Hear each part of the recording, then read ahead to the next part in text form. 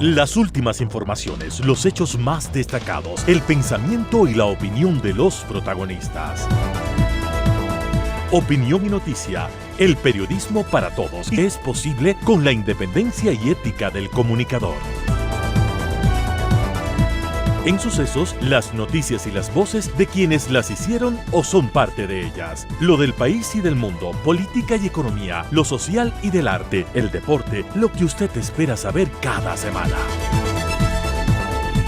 Opinión y noticia, porque interpretar y hacer entender lo que sucede es la razón de ser del periodismo. Con la conducción de Félix Narváez, empezamos.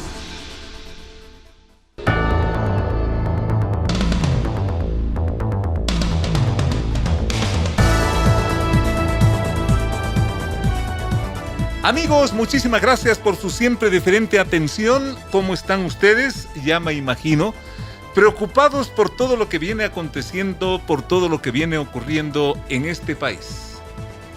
En este país sitiado, cercado por el narcotráfico, por la delincuencia organizada y por todo lo que inclusive son términos nuevos que se han actualizado, que se han publicitado tanto durante la semana que estamos concluyendo.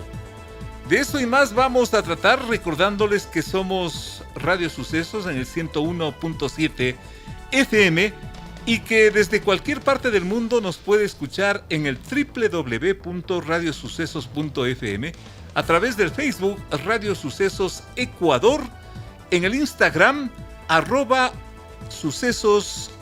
Son nuestras direcciones electrónicas y también un cordial saludo a los colegas y a nuestro fraterno canal 24/7 en la ciudad de Guayaquil. Estamos conmovidos y conmocionados por todo lo que viene ocurriendo cuando tenemos una declaratoria de estado de guerra interna, cuando tenemos un estado de excepción caracterizado por el toque de queda desde las 11 de la noche hasta las 5 de la mañana del día siguiente. Y lo último que viene a acontecer prácticamente al borde de la medianoche de las últimas horas, el envío de un proyecto económico urgente por parte del presidente Noboa para que se apruebe un aumento del impuesto del valor agregado IVA, 3 puntos más.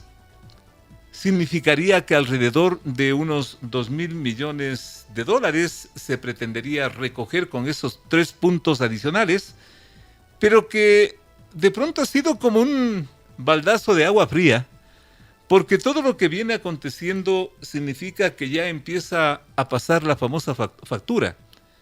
Vemos, al menos en la ciudad de Quito, desde hace ya 72 horas, calles abandonadas, la mayoría de negocios cerrados, actividades prácticamente suspendidas y en su mayoría o en buena parte escuelas, colegios y algunos del sector público también en el llamado sistema telemático, lo cual nos hace comparar la situación a lo que aconteció tiempo atrás con la pandemia.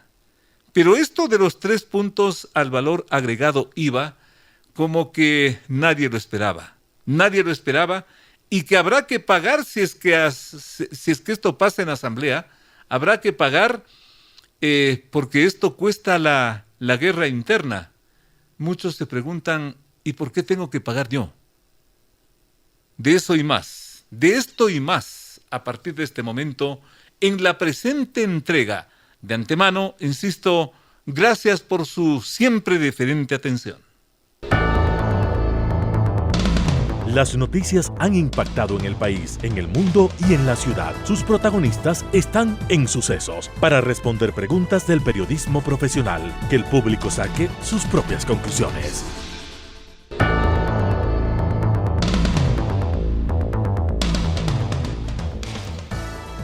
Que se entregue si quiere, le respondió el presidente Noboa al narcotraficante prófugo Colón Pico. Colón Pico es líder de la peligrosa banda autodenominada Los Lobos y es buscado tras su fuga esta semana de la cárcel de Riobamba. La respuesta de Noboa fue ante un mensaje grabado por el narcotraficante, mensaje presentado durante la entrevista que el presidente dio a otro medio radial. La fuga del ahora buscado Colón Pico fue parte de los acontecimientos críticos que a esta misma semana obligaron al presidente Noboa a decretar la existencia de un conflicto armado interno en el país.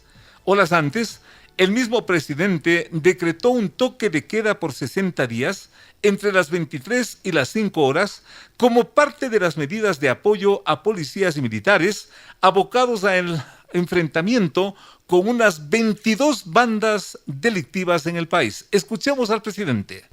He dado disposiciones claras y precisas a los mandos militares y policiales para que intervengan en el control de las cárceles. Acabo de firmar el decreto de estado de excepción para que las Fuerzas Armadas tengan todo el respaldo político y legal en su accionar. Hago un llamado a la ciudadanía, ya que esta lucha es de todos y que también les den su respaldo.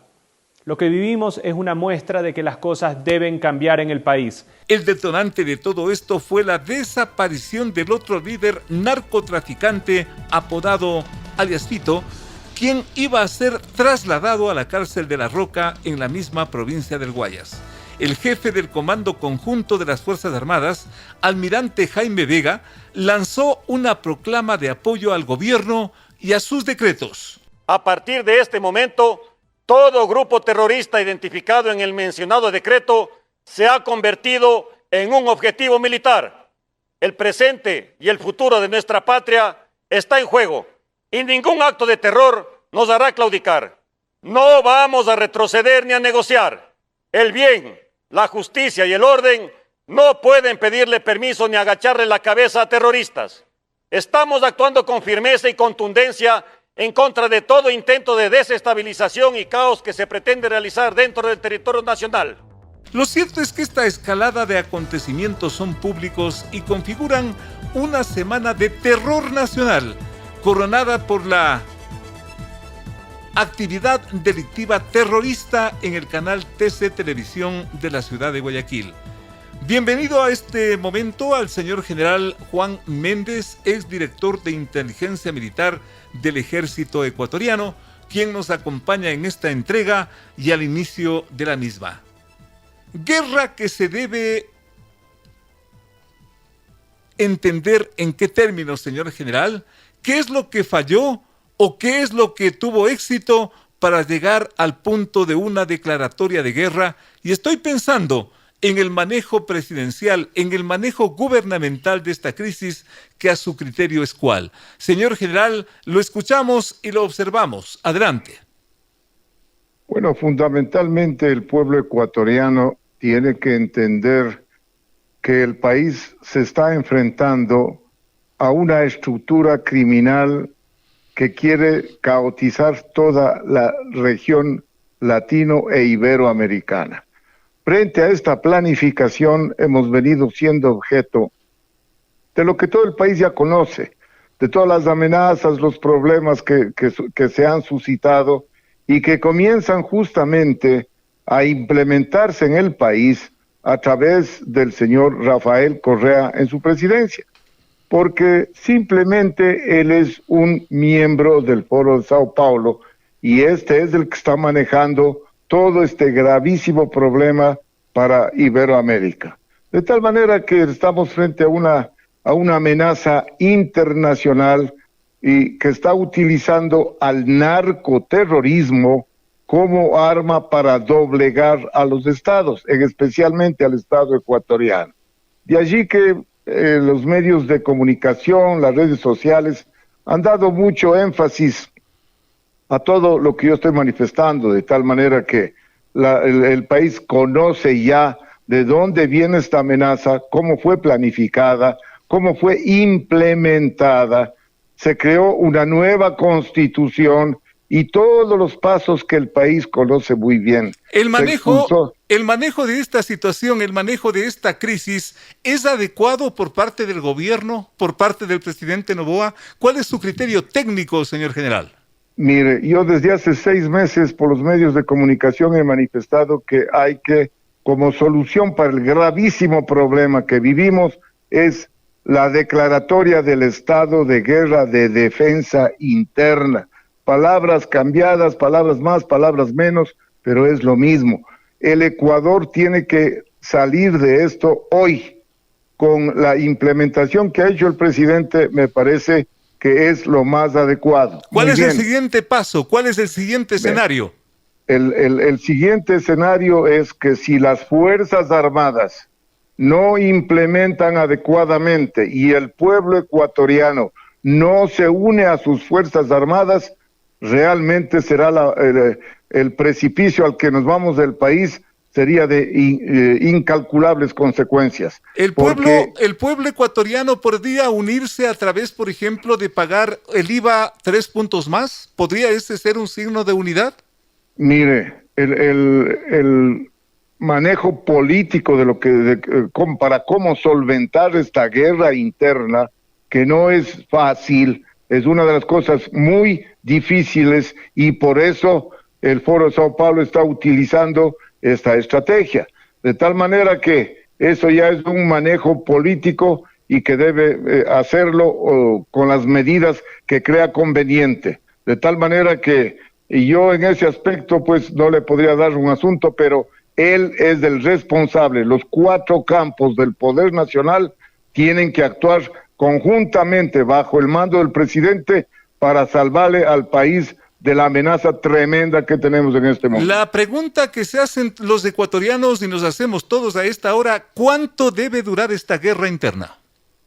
Mire, lamentablemente eso irá de acuerdo a cómo se vayan presentando los acontecimientos y fundamentalmente a la amenaza externa que alimenta y maneja este problema.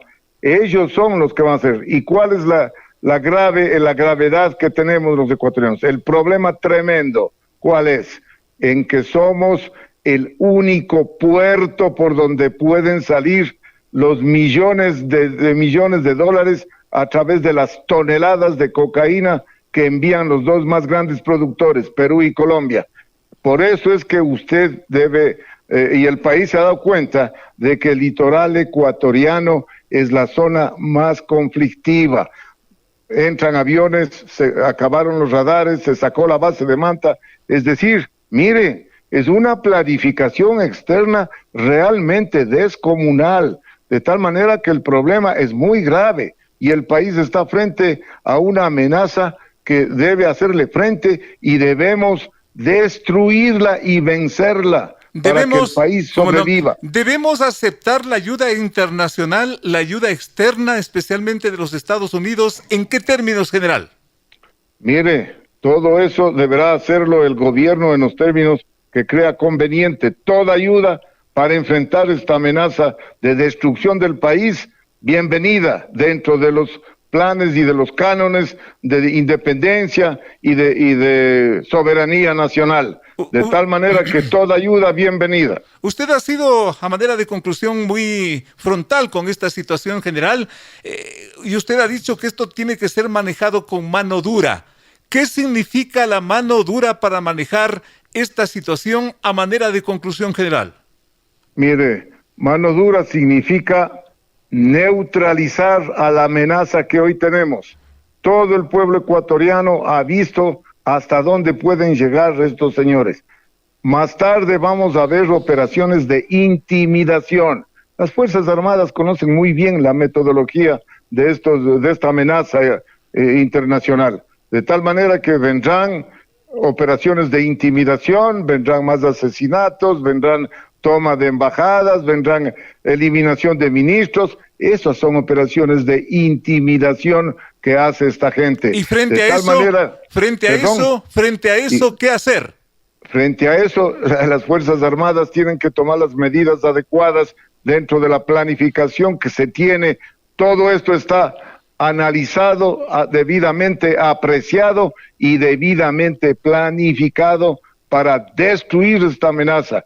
Hoy o nunca la destruimos o el país puede tener gravísimas consecuencias, de tal manera que los 4 frentes del poder nacional, el poder político, el poder psicosocial, el poder económico y el poder militar en un solo puño tienen que enfrentar para que sobreviva el país. Señor general, un gusto escucharlo, un gusto tenerle por acá.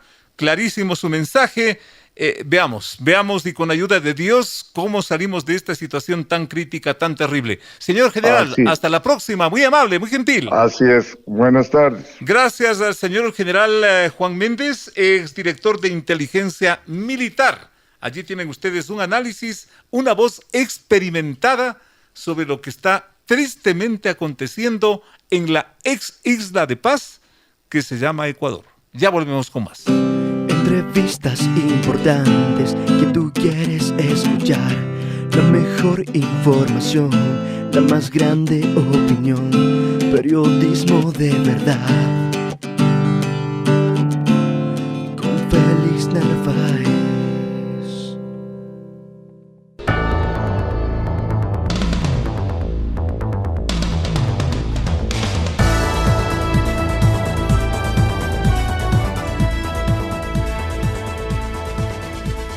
De Isla de Paz a un escenario de guerra interna, creado por la delincuencia y agravado por la narcopolítica y el terrorismo.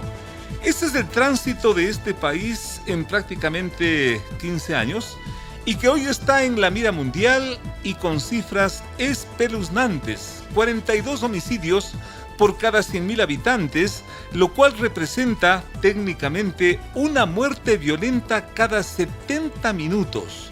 Es uno de los varios puntos de alarma encendidos al calor de los últimos acontecimientos y que produjeron la declaratoria de guerra interna en la práctica conforme al decreto presidencial. Nos honra con su presencia el doctor Ramiro García, director del Instituto de Criminología de la Universidad Central del Ecuador, a quien le decimos gracias por acompañarnos. Como siempre, directo al grano. La proclama de guerra es tan grave y compleja que cómo nos altera la vida desde el punto de vista criminológico, desde el punto de vista legal. Importante, el país le escucha, el país le observa. Doctor, bienvenido. Muchas gracias, Félix. Un saludo para todos los oyentes. Mire, la declaratoria de guerra es un mecanismo extremo que se utiliza cuando dos países se enfrentan o cuando a lo interno un país tiene que enfrentar a un ejército irregular que se ha constituido en beligerante, en combatiente. Desde mi punto de vista, nada de esto se produce en el Ecuador. En el Ecuador lo que tenemos es un problema de bandas criminales, lo que tenemos es un problema de pandillas, pero no tenemos ejércitos irregulares por muchas armas que usen. Entonces me parece que se ha activado un mecanismo demasiado, demasiado agresivo para hacer mega operativos de policía con intervención de Fuerzas Armadas, porque lo que estamos viendo ahorita no estamos viendo una guerra. Estamos viendo operativos policiales en donde le están cazando literalmente a los líderes de las bandas delictivas, que es lo que debieron haber hecho desde hace mucho tiempo y para lo cual además no se requiere declaratoria de guerra interna o conflicto armado interno, como se lo denomina. Doctor, lo cierto es que la declaratoria está vigente. ¿Cómo nos altera la vida a los ecuatorianos esta cosa? Muchísimo, porque claro, es vivir en un estado de excepción extremo, en donde ya tenemos, por ejemplo, el toque de queda, en donde las fuerzas de represión del Estado tienen mucho más amplitud para actuar. Así que es complejo, muy complejo lo que estamos viviendo. Como ciudadano, como ecuatoriano, ¿cuál debería ser mi actitud? Diga usted frente a un incidente, porque estamos en un escenario de guerra. Cuando salgo a comprar el pan y, por ejemplo, veo que están deteniendo ahí a unas personas, tengo que salir corriendo, tengo que ayudar, tengo que protegerme, tengo que comprar una arma. ¿Qué tengo que hacer, doctor? No, yo en ese caso, en ese escenario, yo recomendaría protegerse. ¿Ya? Porque, claro, en un escenario de guerra declarada, la violencia se desborda. Claro. Y muchas veces puede haber,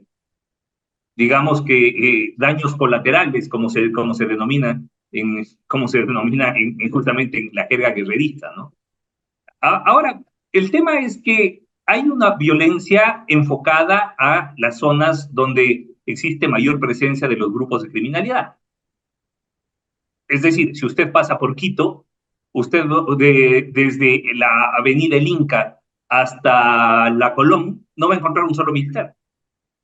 Y es más, vemos muy poca presencia de policía, porque entiendo que la mayoría de los miembros de policía están siendo utilizados en apoyo de estas acciones conjuntas con los de Fuerzas Armadas. Entonces, Significa que claro, en lo que esos, estamos... doctor, significa que en ese espacio que usted pone de ejemplo no hay guerra y puedo tranquilamente circular, por ejemplo. No, guerra hay en todo el país. Ese es el otro problema, ¿no? Que al declararse un estado de guerra, se está estableciendo un estado de conmoción nacional Exacto. en todo el país, en todo el país. Y eso, claro, no obedece a una realidad. Es decir, tenemos zonas como la zona 8, Guayaquil, Durán o Esmeraldas, donde evidentemente el nivel de muertes violentas es muy alto, mucho más alto que la media de la región en Latinoamérica. Pero tenemos otras, Ibarra, Guaranda, por ejemplo, o Riobamba, en donde los niveles de violencia son inferiores a la de algunos países de Europa.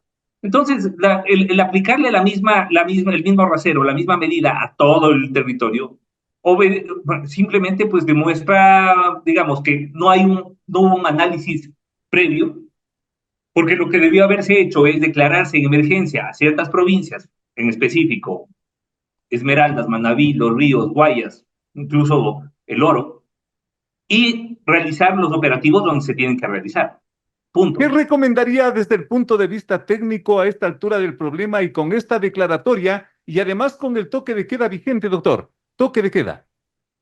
Lo que pasa es que ya el tema ya dejó de ser solamente jurídico, pasó a ser político e incluso económico, porque ahora resulta que esta guerra declarada unilateralmente por el Estado es el fundamento para subirnos el IVA de 12 a 15 puntos.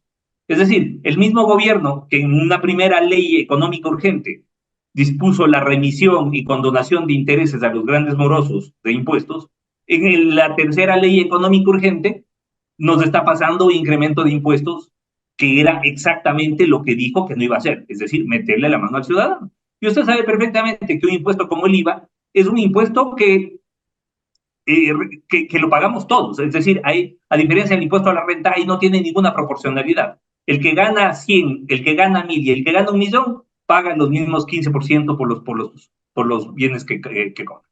Y esto Creado es una economía... ¿cómo no? Creado, doctor, este escenario de guerra, una pregunta a sí mismo a propósito de lo que usted está comentando, una pregunta que creo que es muy oportuna. Creado este escenario de guerra, ¿el presidente de la República tendría que haber mandado este proyecto a la legislatura o como es un escenario de guerra simplemente era una decisión del presidente porque la guerra está al frente y necesito dinero? A ver, es una decisión del presidente declarar la guerra. Ahora, esto tiene que ser refrendado por la Asamblea y controlado por la Corte Constitucional. Pero en un escenario de guerra, Bueno, primero, existe el escenario de guerra. ¿ya? O sea, lo que existe es una declaratoria de conflicto armado interno. ¿Ya? Lo que existe son hechos de violencia inusitada, sin lugar a dudas, por parte de los grupos delictivos que evidentemente pues trataron de poner contra las cuerdas a la institucionalidad, al Estado, y que vemos que ahora lo que están pidiendo es tregua, lo que están pidiendo es perdón, lo que están pidiendo es que se les permita entregarse, porque evidentemente no tienen posibilidad de competir con el Estado. Mire lo que pasó en TC Televisión, por ejemplo. Sí, señor. Sí, señor. Supuestamente fue un operativo y terminó siendo un sainete donde resulta que era un grupo de adolescentes que entró armado y que se rindieron sin disparar una sola bola, afortunadamente, y que luego estaban llorando en cuartel de policía porque los habían detenido. Entonces, esos son los beligerantes, esos son los terroristas que tenemos en este momento. Lo que tenemos son grupos de delincuencia organizada dirigidos por personas vinculadas con el narcotráfico, pero compuestas en un 95% por adolescentes marginales que no han tenido ninguna opción de insertarse ni en el mercado laboral, ni en el sector académico, ni mucho menos, y que han encontrado en la delincuencia la única opción de supervivencia. Entonces, ¿y qué pasa? Sí que... ¿Cómo no? Doctor, ¿y qué pasa con el otro escenario? Con este escenario se supone desde dónde está viniendo el ataque al Estado ecuatoriano. ¿Qué pasa? ¿Quiénes son los generales? ¿Quiénes son los jefes que conducen esa guerra del otro lado? ¿Están identificados como para ser asimismo direccionados por este caso, por la fuerza pública en su condición de tal?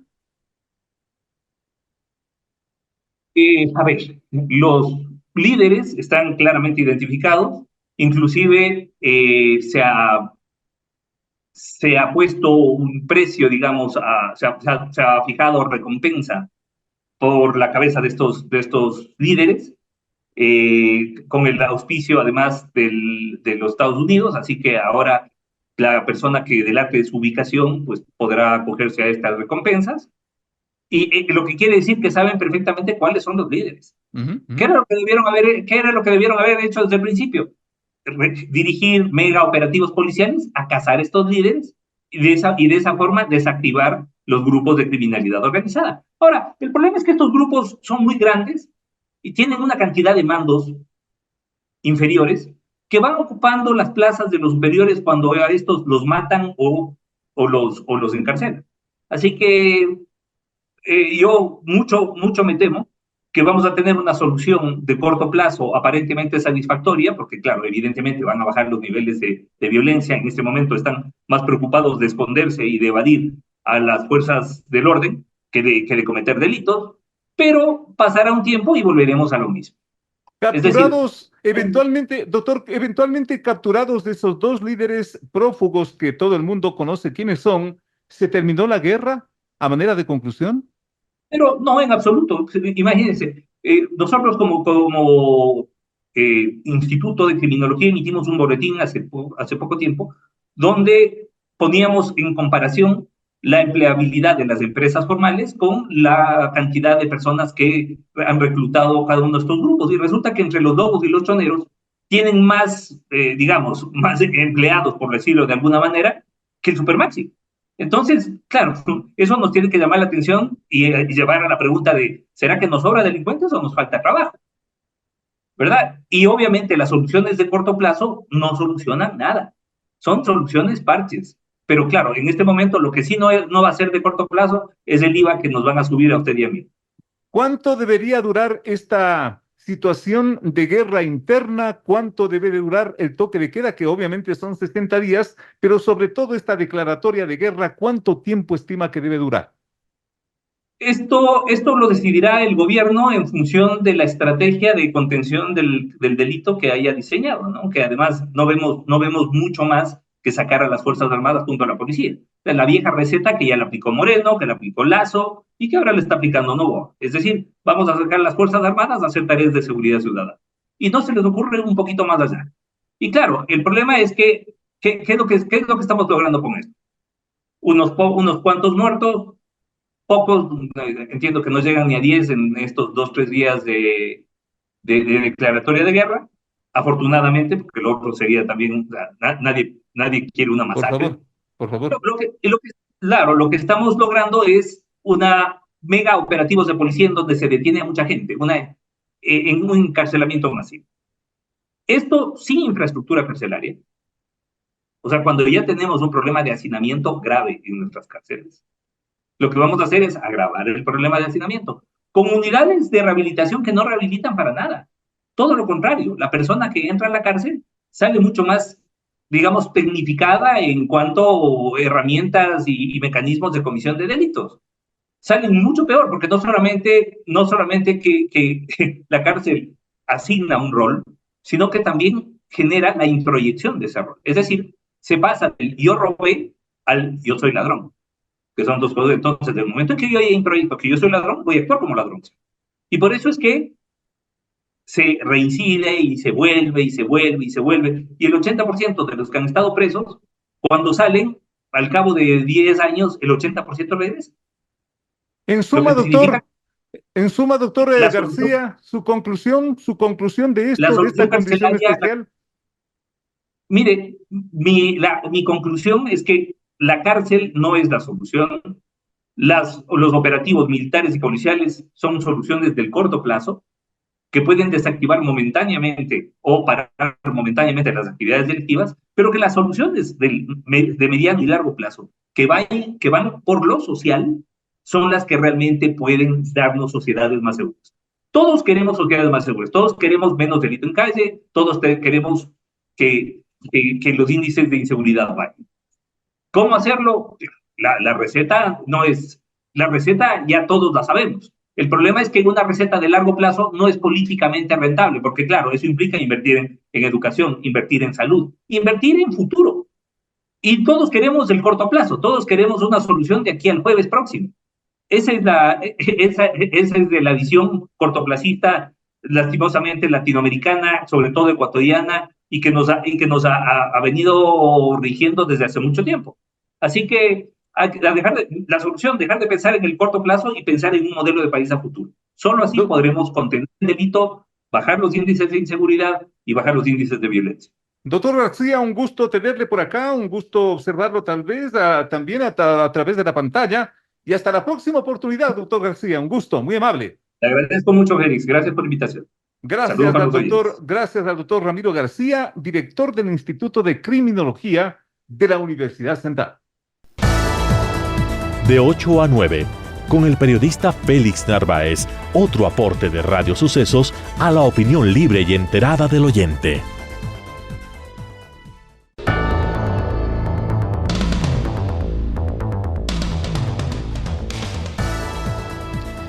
Y todo hace pensar que más temprano que tarde en este mismo gobierno y en este mismo año habrá consulta popular.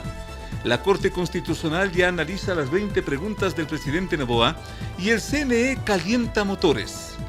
A más de un vocal se lo ha escuchado que el CNE está en capacidad de hacerlo siempre y cuando haya el presupuesto oportuno y abultado que todo esto demanda.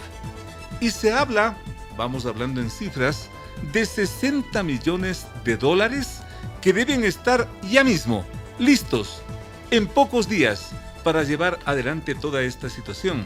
Y también la parte técnica, nos suponemos que estará a punto. Nos honra con su presencia la consejera electoral del Consejo Nacional Electoral, la doctora María Elena Nájera, a quien agradecemos por su presencia. Vayamos directo al grano. ¿Los 60 millones anunciados son un cálculo técnico institucional o es una suma que sale por dónde? ¿Cómo?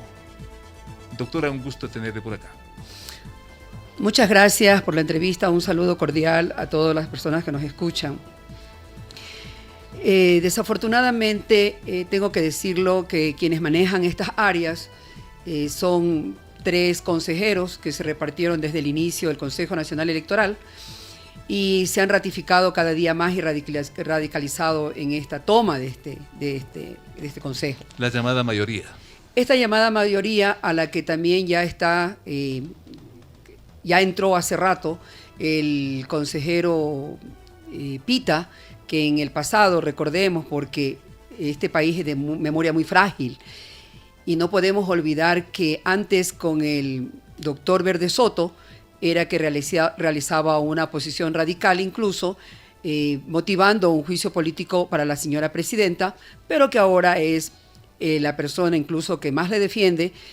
El día de ayer estuvo en una sesión del Pleno en la tarde, mientras que sus aliados naturales no estuvieron para aprobarle el POA, que es el consejero Cabrera y la consejera Estela Cero. No sé qué sucede, pero a ratos no van y hoy día ya aparecieron. ¿Es esa mayoría la que define cálculos como esto?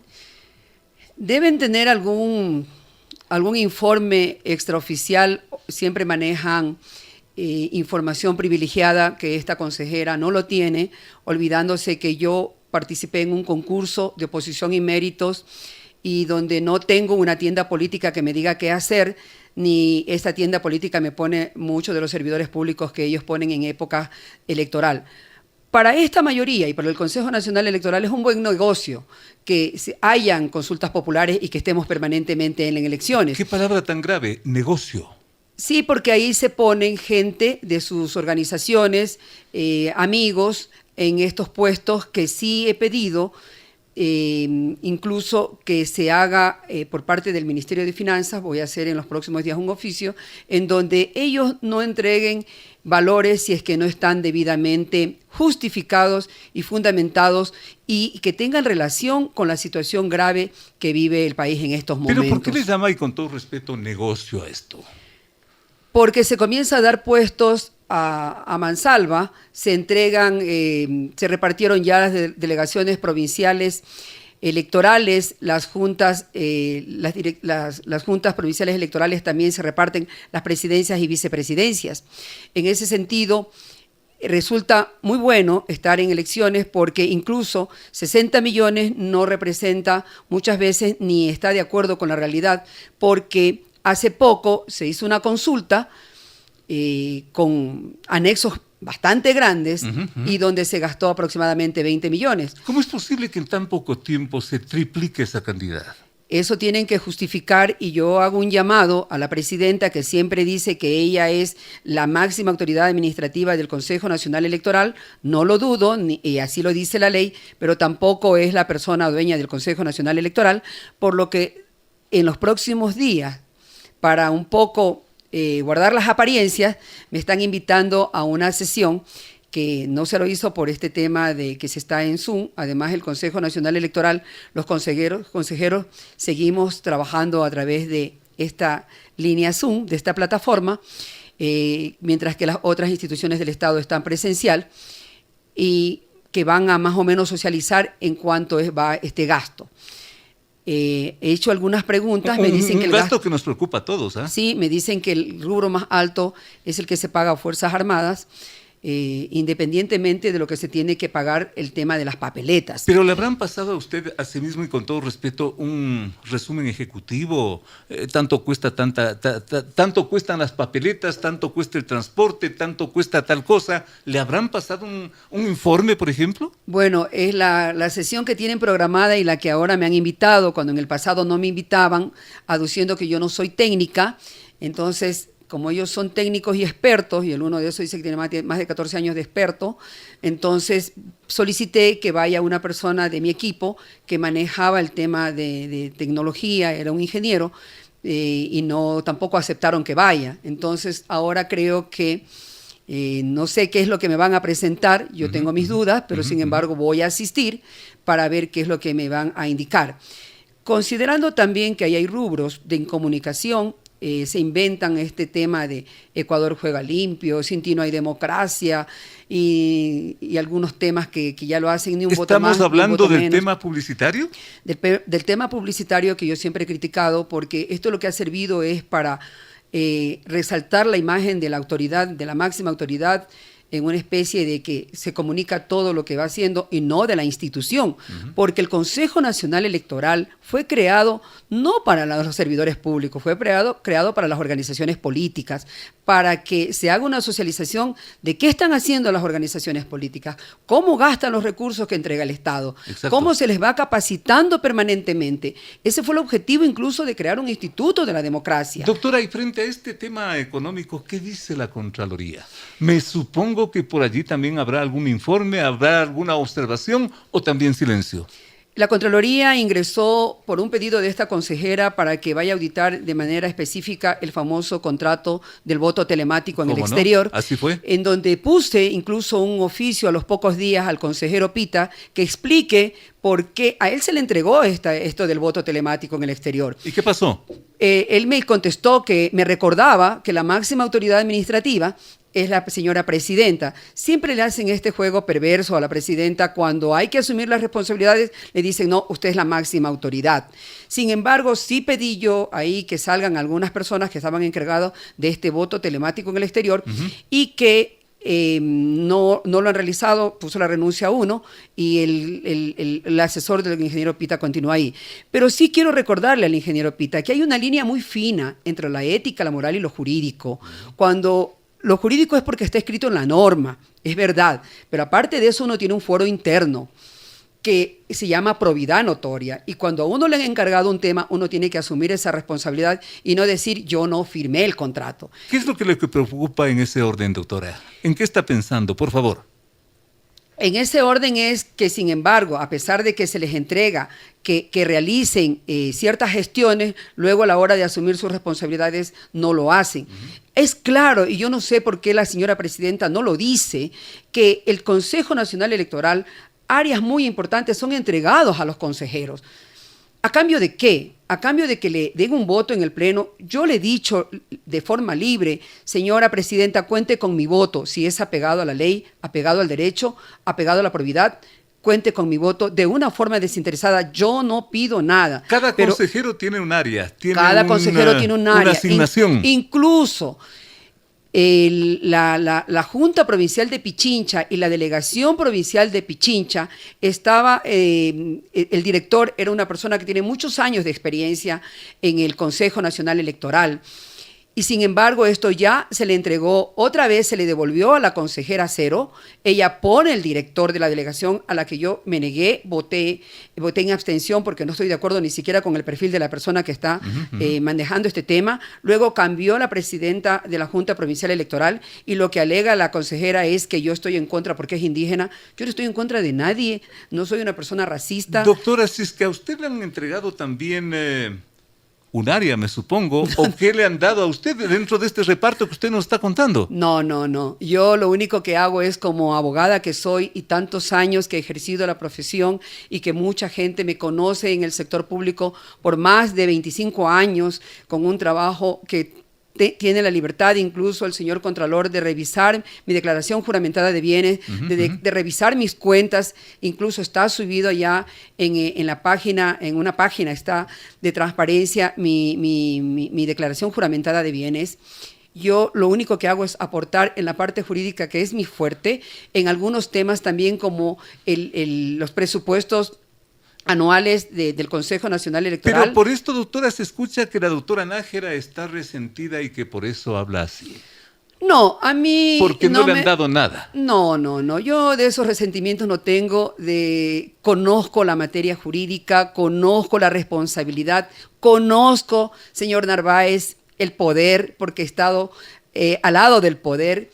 Y sé que eso es efímero. Entonces, ¿qué pasa con María Elena Nájera? María Elena Nájera siempre ha sido una persona coherente, que lo que ha dicho en el pasado lo sigue sosteniendo. No he cambiado de discurso. No es que antes estaba en una minoría y ahora estoy en una mayoría y que ahora me siento cómodo porque me están dando presidencias de delegaciones, porque me han entregado direcciones de las delegaciones provinciales electorales, o porque ya estoy ahí invitado, porque ya me mandan de delegado a observador internacional. Yo no cambio por eso, señor Narváez. Yo no tengo un interés directo más que el país siempre Vale esta aclaración y muy importante que usted mismo la diga, pero en estas circunstancias, en estas condiciones que usted nos está contando, ¿cómo se iría a esta consulta popular? ¿Está garantizado un resultado transparente? Considero que debe haber un desprendimiento de parte de las autoridades electorales y en este caso de los 4 de mayoría, y yo lo pongo y le hago un pedido yo como un clamor al señor Contralor, al señor Ministro de Finanzas, que haga un análisis, que ponga ahí gente que tiene muchos años en el Ministerio de Finanzas, que se haga un gasto racional y razonal, incluso de personal. No puede ser que haya gente que no está haciendo un trabajo con profesionalismo, que se haga un análisis de a quién se está contratando, porque ahí es una contratación bastante grande y casi la mayoría del recurso se va en talento humano. En ese sentido, sí, olvídense de ese famoso artículo 16, que no puede ninguna autoridad ajeno al Consejo Nacional Electoral hacer un control. Creo que es importante que exista una auditoría concurrente en este proceso, que el señor Contralor nos acompañe, así sea en contratos de ínfima cuantía, no importa, eso tiene que haber un desprendimiento para que, por el bien del país y por bien de la ciudadanía, que no haya ninguna tela de duda en los recursos del Estado, que tienen que ser bien manejados, auditados, y que tienen que dársela a la ciudadanía una transparencia de que lo que se gasta es en realidad lo que eso se necesita. Esto en cuanto al gasto, 2 palabras finales porque el tiempo se nos viene encima, doctora. ¿Y en la parte técnica? En la parte técnica, ellos son los que también manejan estas áreas importantes del Consejo Nacional Electoral, y en estos días yo voy a pedir que se me hagan informes, porque por ahí escucho varios comentarios que un blockchain no funciona, que esto no era más que similitud a una firma electrónica. Todas estas cosas creo que Contraloría tiene bastante trabajo que realizar. Y además hago un llamado al Contralor y a la señora Presidenta. Hay 2 equipos de Contraloría realizando primero que se hayan cumplido las observaciones efectuadas en los exámenes especiales realizados anteriormente, y algunos puntos que están también ahí, como el famoso contrato del voto telemático, que ojalá que algún rato tenga la oportunidad de explicarles cuál fue el origen del problema del voto telemático en el exterior, que radica en el origen de este contrato. Desde ya quedamos comprometidos en ese sentido, y para eso, doctora, un gusto tenerle por acá. Como siempre, gracias también por su franqueza, por su transparencia. La conocemos desde hace mucho tiempo, y usted al pan pan y al vino vino. Nos deja preocupados, pero con sus respuestas también, para que el público saque su mejor conclusión. Doctora Nájera, muchísimas gracias. Muchas gracias, señor Narváez, y también el señor Contralor, por favor, que no le apliquen el artículo 16 del Código de la Democracia, permanezca ahí haciendo su trabajo, porque tampoco se puede ver impedido que usted realice el trabajo y se le entregue a usted. Ahora confiamos en usted y a la ciudadanía se quede tranquila. La doctora María Elena Nájera, miembro del Consejo Nacional Electoral. Miren ustedes cómo son las cosas, al interior del intocable CNE. Chévere, mi doctor.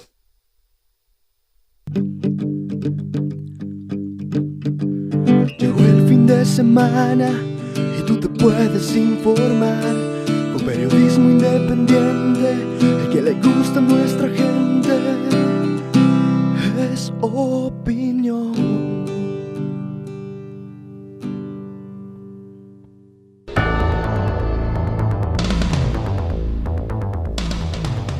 Permitir la reapertura de los casinos y las casas de juego es el objetivo de la última de las 11 preguntas que el presidente Noboa quiere llevar a consulta popular. Esa actividad, la de los casinos, fue liquidada durante el correísmo, que lo hizo parte de la consulta popular que incluyó las corridas de toros, como ustedes recuerdan. Correa usó parte de esa argumentación e inclusive elementos éticos y morales, y desde luego económicos, para cerrar los casinos, soslayando pedidos y razones que entonces esgrimieron sectores turísticos e inclusive cientos de familias afectadas por el desempleo. Hoy nos visita el señor ingeniero Fausto Flores Albán.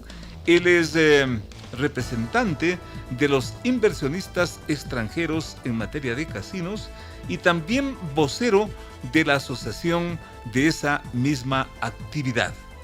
La pregunta, finalmente se ha dicho, la 11, es la única que se justifica porque fue hecha mediante consulta popular, y lo que se hace por la misma vía se deshace de igual manera. En verdad, para beneficiar a cuánta gente.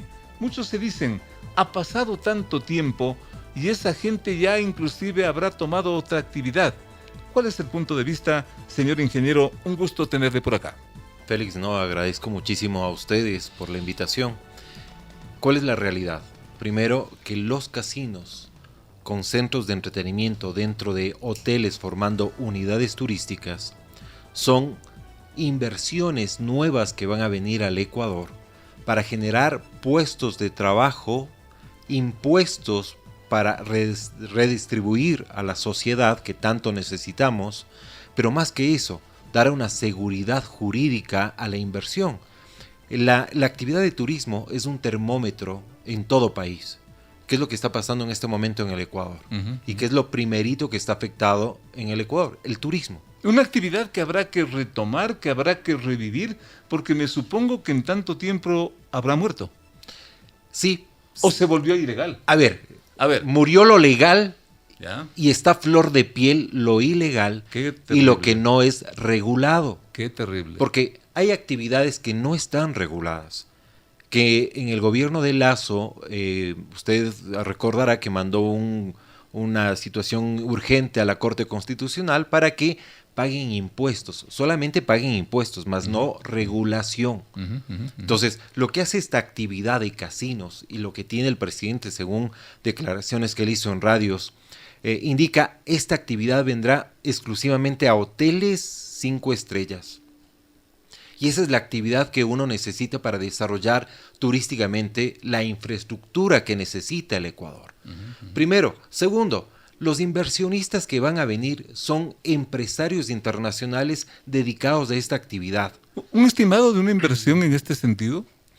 Un casino está entre 10 y 15 millones de dólares en un casino. Y genera entre 350 a 450 puestos de trabajo directos. Indirectos, directos, entre 100 y 150 que son empleados que se adquiere al hotel. Y los indirectos se multiplican de lo que entran al casino, que pongámosle 400 personas, por 10. Usted nos dice entre 10 y 15 millones moviliza el casino, ¿cuesta instalar un casino? ¿Cómo es eso? Cuesta instalar un casino entre 10 y 15 millones de dólares. ¿Y cuánto moviliza una noche de juego, una semana, un mes? En impuestos, para que tengamos una idea mejor. ¿Ya? En el mes se puede estar pagando entre 1,5 millones a 2 millones de impuestos. ¿Un casino? Sí.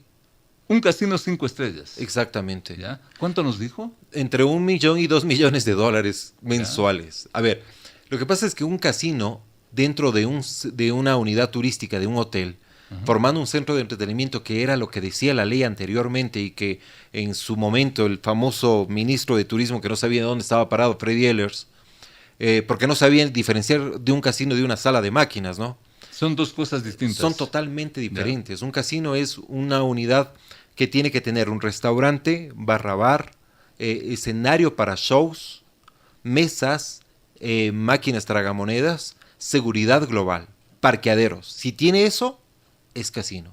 ¿Qué cosa? Si no tiene eso, qué interesante, es una sala de máquinas. ¿Por qué? Porque una sala de máquinas, usted pone en un garaje 50 máquinas tragamonedas, pone una chica bonita y tal vez un guardia y se acabó. ¿Cuántos casinos se cerraron con Correa?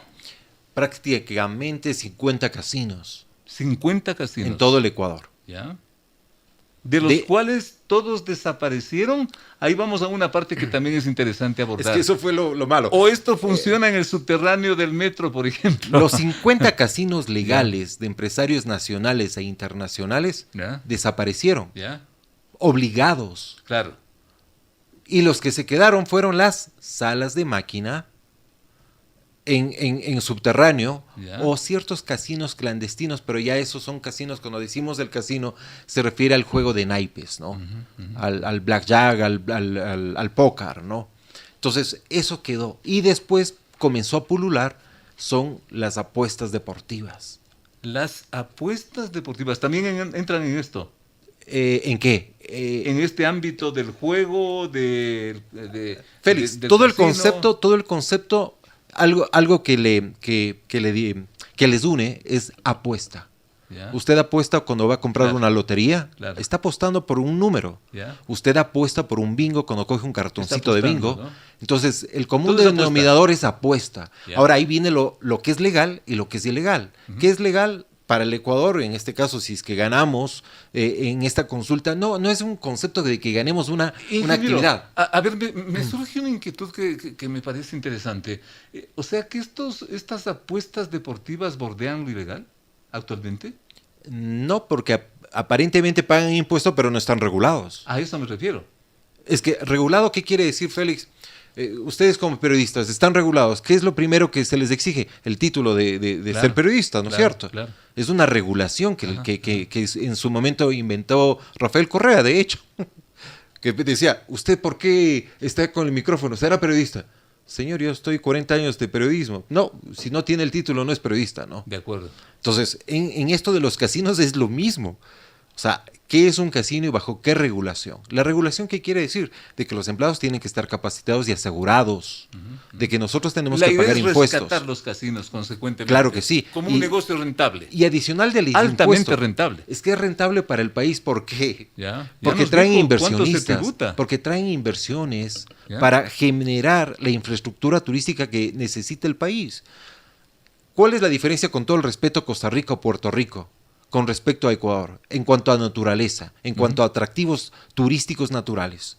El Ecuador tiene 10 veces más, pero no lo aprovechamos. Siendo tan bueno como esto se pinta, señor ingeniero, y con todo respeto, debe haber alguna razón por la que esto lo hizo Correa. ¿Por qué terminó Correa con los casinos? Debe haber a esta altura una explicación válida. Le voy a recordar. ¿Se acuerda del señor Félix Rosenberg de Invermund? ¿Ya? ¿Se acuerda? No me acuerdo del señor Lozano, no me acuerdo, un gordito que salió a denunciar, donde decía, los señores Alvarado nos cobraban coima para que sigamos abiertos. Y ahí salió el petardo, y claro, había dos cosas positivas, ¿no? Decía, la una, pues les mando a consulta popular, todo el mundo hablando de toros y casinos, cuando el verdadero concepto de la consulta popular era tomarse todas las cortes de justicia, fue una manipulación. crear el Consejo de Participación Ciudadana. ¿Cómo no? Pero ese fue el concepto. Y lo segundo, así me lavo las manos para que mis amiguitos de Alvarado saquen el cuello de los señores de Invermund. Y nos pusieron a los casinos que pagábamos tributos, que estábamos asegurados. Dicho en otras palabras esto, ¿por qué terminó, insisto, Correa con los casinos? Para que el público lo entienda. Para que se cubra lo que hizo los señores de Alvarado con las salas de ilegales, ¿no? ¿Y qué hicieron? Pues ellos a lo mejor hasta siguen aquí en el Ecuador. Pero nosotros, los casinos, es que son empresas legales. Las empresas legales nunca están a medias. Y peor con una actividad que supuestamente le dicen, ¿no?, que es delicada. Un banco, ¿está o no está en el país? Totalmente. O sea, no puede estar, sí estoy, pero no estoy. ¿Se aprueba esta pregunta eventualmente? Porque además dicen que es la única que debería ir en el primer paquete. ¿Se aprueba esta pregunta? ¿En cuánto estima usted que se puede dar una inversión quizás inmediata? Porque esto es sobre la marcha. Prácticamente sobre la marcha, y le explico por qué. ¿Ya? Porque tanto el Hotel Mercure, el Hilton, la cadena de los Hilton Colón, el Marriott, el Swiss Hotel, todas las cadenas hoteleras. ¿Una inversión estimada en cuánto? Como le dije, mañana sale positiva, crean el reglamento, los inversionistas con el reglamento, sin el reglamento no vienen. De acuerdo. Con el reglamento vienen al Ecuador y prácticamente puede ser en 6 meses o menos, ¿ya?, que está instalado ya los casinos. Con esas inversiones que dije, de 10 a 15 millones mensual por cada casino. Por cada casino. ¿Pero cuántos podrían instalarse en el país? Mínimo 10 en los primeros 6 meses. Son 150 millones. ¿Cuánto? 150 millones. Por lo menos. Como mínimo, solamente en casinos. Pero hay cadenas que van a venir a poner hoteles con casinos.